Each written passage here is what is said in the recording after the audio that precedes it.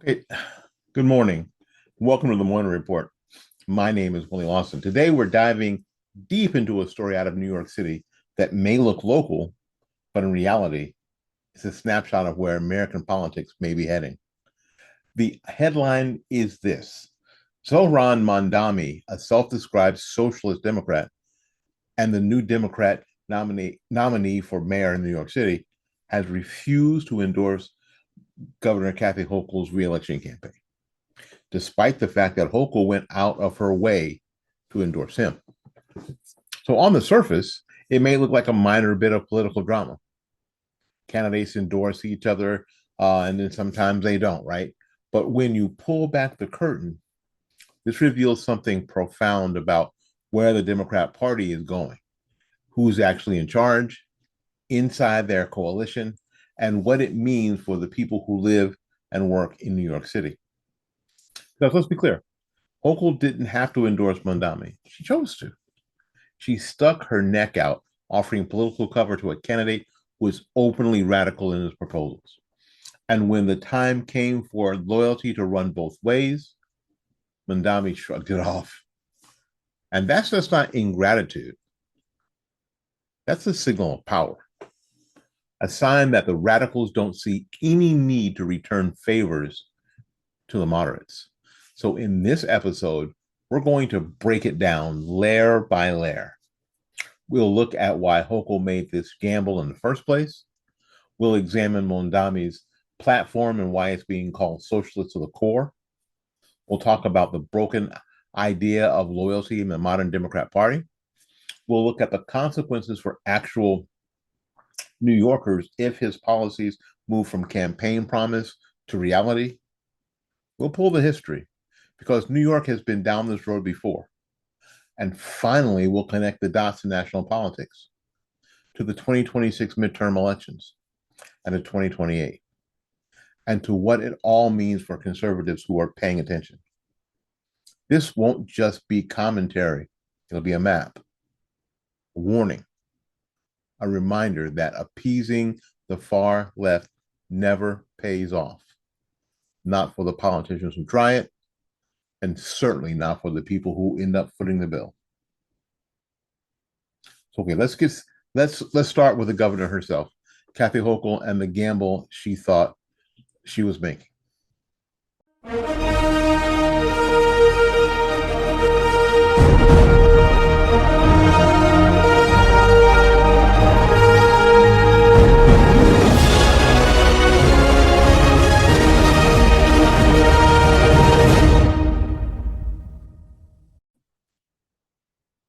All right, Kathy Hochul didn't exactly rise to power on a wave of popular demand. She inherited the governor's office when Andrew Cuomo imploded under scandal. She won her first full term in 2022 by the skin of her teeth in one of the bluest states in the nation. That close call told us two things. First, that she has a weak grip on her base. Second, that moderates in New York weren't sold on her leadership either. So when the 2025 mayoral primary wrapped up and the Democrat nominee turned out to be Zohran Mamdani, a man who proudly uses the word socialist to describe his platform, Hochul had no choice. She couldn't stay quiet, distancing herself from the risk, or she could step forward and wrap her arms around him and hope that solidarity with the left would pay her back in 2026. Okay, she chose the second option. In the New York Times op-ed, she announced her support. She admitted she had disagreements with Mamdani, but insisted they were shared priorities like affordability and public safety. Now let's pause right there. Affordability?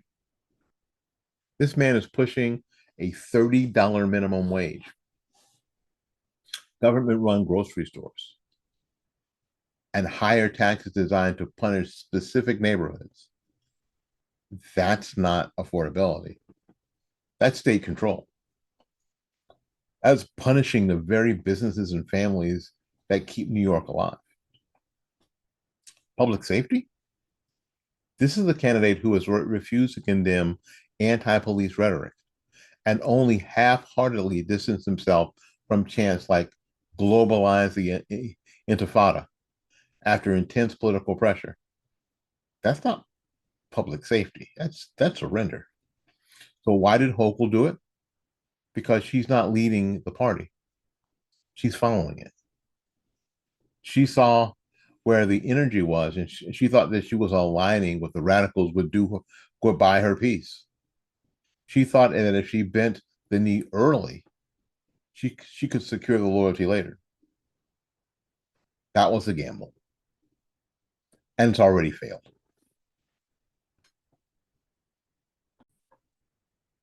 Okay. To understand just how risky Hochul's move was, you have to know who Zohran Mamdani is and what he stands for. Mamdani is not mainstream. He's not even a progressive in the Bernie Sanders mold, talking vaguely about fairness in healthcare. He's further left than that.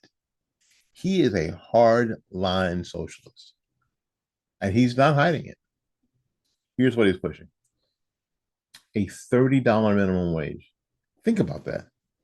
Businesses in New York are already struggling under high rents, heavy taxes, and crushing regulations. Many are still recovering from the COVID lockdowns. A wage mandate at that level would be the final nail in the coffin for countless restaurants and bodegas and barbershops and retail stores. Owners are already whispering that if Mamdani wins, they'll pack up and leave. Government-run grocery stores. This isn't just about subsidies or price caps. He's talking about replacing private grocery stores with state-run supermarkets. History is clear on what happens when government runs food distribution. Empty shelves, rationing, widespread corruption. Look at Venezuela. Look at Cuba. The record is disaster after disaster. All right, taxes targeting richer and whiter neighborhoods. This isn't coded language. This is direct. He wants to tax communities not based on income brackets, but based on racial and demographic labels. That's not only unconstitutional, it's divisive, right? It pits neighbor against neighbor and tells whole communities that they are the villains simply because of who live there, who lives there. Refusal to condemn extremist rhetoric. For years, Mamdani stood shoulder to shoulder with the activists who cheered anti-police chants and who embraced slogans like "from the river to the sea" and globalize the intifada. Only when pressed by Jewish leaders and political opponents did he backpedal, saying he now discourages that language. Discourages that language. It's not a moral stand. That's political damage control. This is the man Hochul endorsed. And when reporters asked him directly if he would return the favor, if he would endorse her in her election campaign, he dodged and said he was focused on November. So in other words, thanks for the help, but don't expect me to stick my neck out for you. That's the real story. That's the signal. The radicals don't feel they owe the moderates anything anymore. They don't see the governor as a leader. They see her as a tool. Billy Graham famously said he believed the next move of God would be believers making a difference in the marketplace. In the fall of 2019, Anton Kresic moved to Washington, D.C. And as Anton began his career in the political arena, two things became obvious. Godly principles were lacking on both sides of the aisle, and many organizations were putting profits before people. 7 Weeks Coffee was started to reverse this trend and live out Graham's calling as believers in the marketplace. As a values-based business, 7 Weeks Coffee has a simple and transparent mission. Donate 10%, a tithe, of every sale to pregnancy care centers across the nation. They are committed to earning your trust, not expecting it. So how do they do this? Leading with their values, showing the impact and providing the highest quality product. I'm a Christian. I'm conservative. And 7 Weeks Coffee unapologetically supports pregnancy care centers across the nation. Please join us by letting your coffee serve a greater purpose.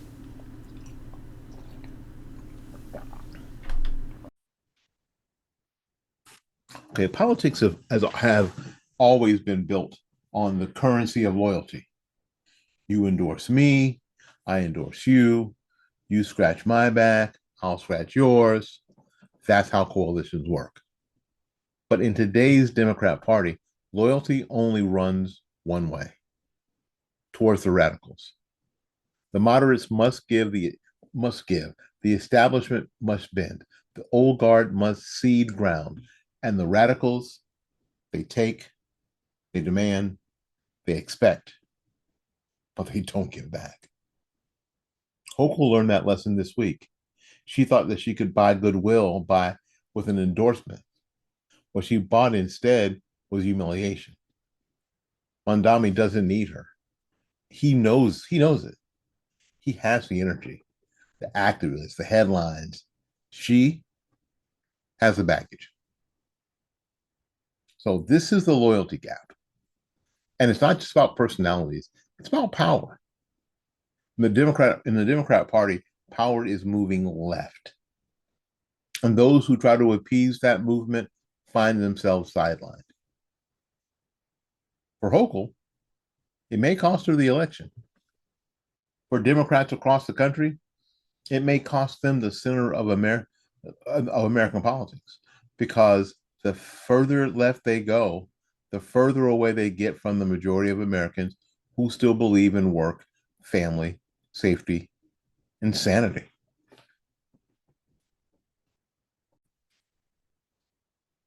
All right, let's leave the insider politics behind for a moment and talk about what actually matters: the impact on the people of New York. Because while Mamdani and Hochul argue over endorsements, the real consequences will be felt by workers, families, and business owners. Let's take the $30 minimum wage proposal. Some people hear that and they think, great, more money in my pocket. Fortunately, economics doesn't work like that.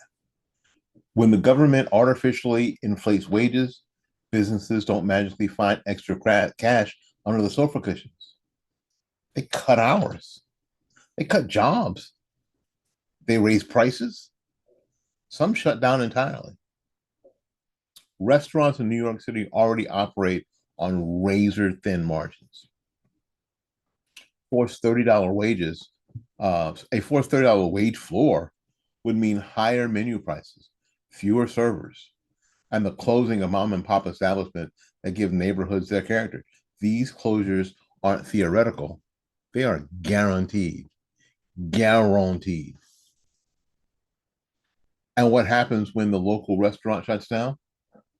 The community doesn't lose a place to eat, loses jobs, loses a hub, it loses the heartbeat of a block. Now, layer on top of that, Mamdani's idea of government-run grocery stores. Whew. New York already has food deserts in certain neighborhoods. But instead of encouraging private investments and competition to lower costs, he wants the government to build and run supermarkets. Ask anyone who's lived under socialism. When the government runs your grocery store, you're not browsing aisles full of options. You're standing in line, ration card in hand, hoping the shelves aren't empty. And there's this taxation scheme. That's the word. Mamdani openly said that he wants to impose new taxes on what he calls richer and whiter neighborhoods. Let's be honest. This is what that means. It's not about revenue. It's about punishment. It's about weaponizing demographics. New York already has a shrinking tax base. Wealthy families and businesses have been leaving for years, heading to Florida, heading to Texas and other states with lower taxes and more freedom. Punishing them further will only accelerate the flight. And when the wealth leaves, the burden doesn't disappear. It shifts downward. Middle-class families end up paying more for less. Public safety. That's another thing. A ticking time bomb. Mamdani has refused to clearly back the police. He is associated with activists who chant abolish and defund. This sends a message loud and clear. Criminals get a pass and law-abiding citizens are on their own. We've seen this movie before. When the police are undermined, crime rises. Families leave. Neighborhoods decline. Property values collapse. The people left behind are the ones with no options. The working poor, the elderly, the kids who can't move out, they pay the highest price for radical politics. This is why Mamdani's candidacy isn't just a quirky New York story. It's a potential disaster for real people. All right, history is a better teacher than most politicians, don't you think? And history tells us that New York City has been down this road before. In the 1970s, New York was a city on the brink. Crime was rampant. Businesses were fleeing. The city was so broke that President Gerald Ford told them to drop dead when they came begging for a bailout. Why? Because reckless spending on radical policies and weak leadership had pushed the city to collapse. It took decades to rebuild. It took tough mayors like Ed Cox and Rudy Giuliani to restore law and order, bring back investments, and make New York City livable again. The turnaround wasn't magic. It was a result of discipline, policing, and the embrace of economic reality. Now, fast forward to today, the same mistakes are being repackaged as, quote, new ideas, end quote. Massive minimum wage hikes, government control of markets, anti-police rhetoric, identity-based taxation. And if that playbook sounds familiar, it should. It's the same one that nearly destroyed New York City 50 years ago. And it's not just local history. We can learn from, look abroad. Venezuela was once the wealthiest country in South America, blessed with oil reserves and a growing middle class. Then socialism took root. The government nationalized industries and imposed price controls and promised equality. The result? Hyperinflation, food shortages, millions fleeing the country. So Cuba followed in similar script. Nationalized businesses, government-run markets, ration cards. Decades later, the people are still suffer under the weight of the promises that were never delivered. Even parts of Europe flirted with this socialist policies in the 20th century, only to backtrack when they saw the damage, the stagnation, the unemployment, and the brain drain. Everywhere it strives, socialism produces the same outcomes: collapse. The only variable is how fast the collapse arrives. New York City should know better, but the Democrats seem determined to repeat this cycle. Billy Graham famously said he believed the next move of God would be believers making a difference in the marketplace. In the fall of 2019, Anton Kresik moved to Washington, D.C. And as Anton began his career in the political arena, two things became obvious. Godly principles were lacking on both sides of the aisle, and many organizations were putting profits before people. 7 Weeks Coffee was started to reverse this trend and live out Graham's calling as believers in the marketplace. As a values-based business, 7 Weeks Coffee has a simple and transparent mission. Donate 10%, a tithe, of every sale to pregnancy care centers across the nation. They are committed to earning your trust, not expecting it. So how do they do this? Leading with their values, showing the impact and providing the highest quality product. I am a Christian. I'm conservative. And 7 Weeks Coffee unapologetically supports pregnancy care centers across the nation. Please join us by letting your coffee serve a greater purpose.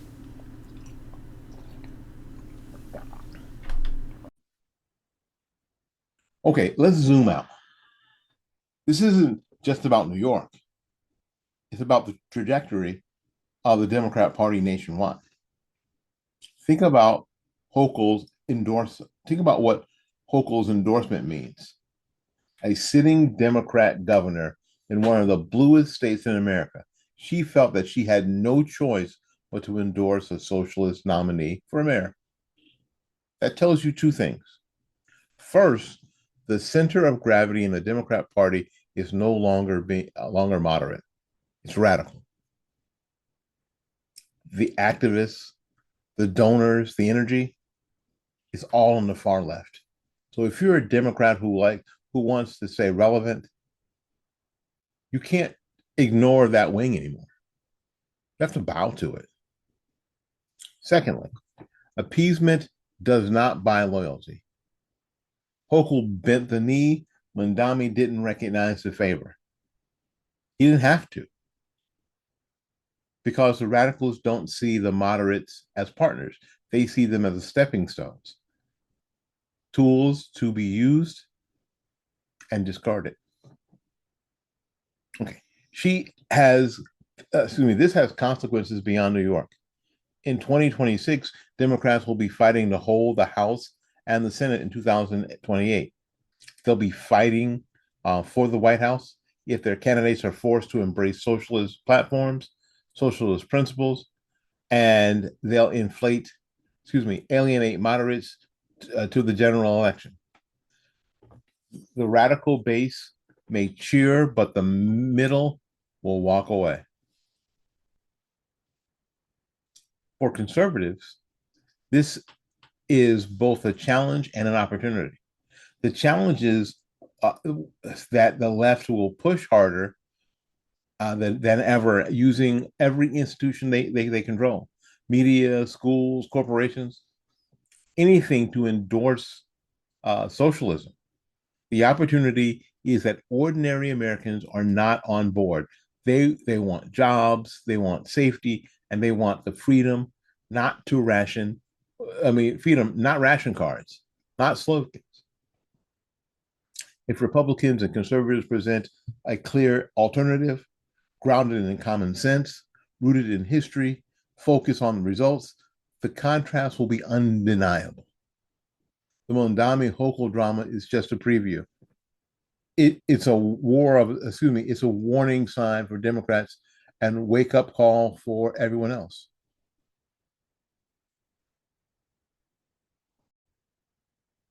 Okay, it's easy to roll our eyes at New York politics and say, that's their problem. But what starts in New York rarely stays there. Cultural trends, political experiments, and the radical ideas tested in a city often spill outward. We've seen it with criminal justice reforms that gutted bail requirements. We've seen it with education policies that spread from coast to coast. If Mamdani socialism is normalized in New York, you can bet it'll be tried somewhere else. That's why conservatives and anyone who believes in sanity need to draw some hard lessons. Okay. Lesson one, appeasement fails. Lesson one, appeasement fails. Hochul thought that she could calm the radicals by embracing one of their own. She got nothing in return, nothing. Conservatives must not repeat that mistake. If you don't defeat the bad ideas by flattering them, you beat them by exposing their consequences. Lesson 2. Loyalty is not a value on the left. For all their talk about solidarity and bipartisanship, the socialist wing doesn't practice loyalty. They demand allegiance, but offer none. That means that conservatives have an opening. We can be the ones who stand by our people, who show voters that our word actually means something. Lesson 3. Never, never lose sight of real people. The left talks in abstractions, equity, redistribution, global solidarity. But families in Queens, Brooklyn, and the Bronx don't live in abstractions. They live with grocery bills, rent checks, and the fear of walking home at night. So when conservatives tie our arguments to lived reality, to jobs, to safety and stability, we win hearts and minds. Lesson 4. History is our ally. We don't have to invent new talking points. The evidence is everywhere.